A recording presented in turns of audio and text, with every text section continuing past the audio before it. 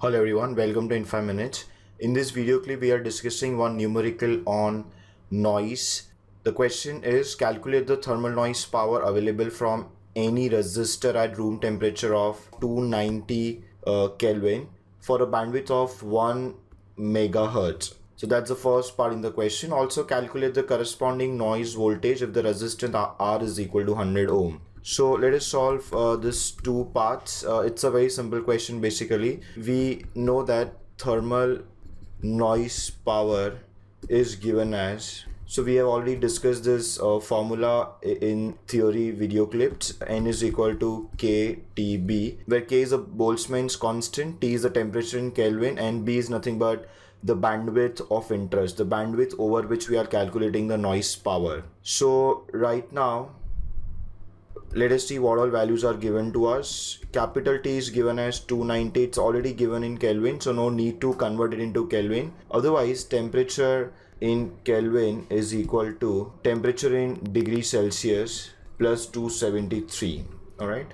So if it is given in degrees Celsius, we can convert it in Kelvin and use it here. But here it's already given in Kelvin. K is Boltzmann's constant. You will have to remember its constant value. It is 1.38 into 10 raised to minus 23 joules per degree Kelvin. And finally, the bandwidth given in the question is nothing but 1 megahertz. So putting all these values, we get N is equal to 1.38 into 10 raised to minus 23 multiplied by 290 Kelvin of temperature, and further it is multiplied by 10 raised to 6 because 1 mega is 10 raised to 6. The noise power will come out to be a very small value, obviously 4 into 10 raised to minus 15 watt. So that's the noise power answer that we have got.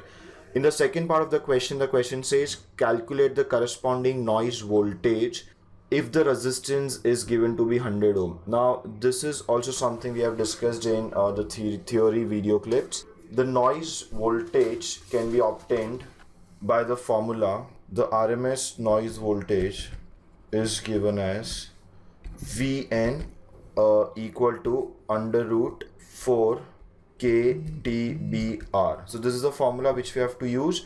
Now you may not put all the values once again. 4 into, see this KTB part we have already calculated in the form of noise power, which was 4 into 10 raised to minus 15. So I'll put that straight away here.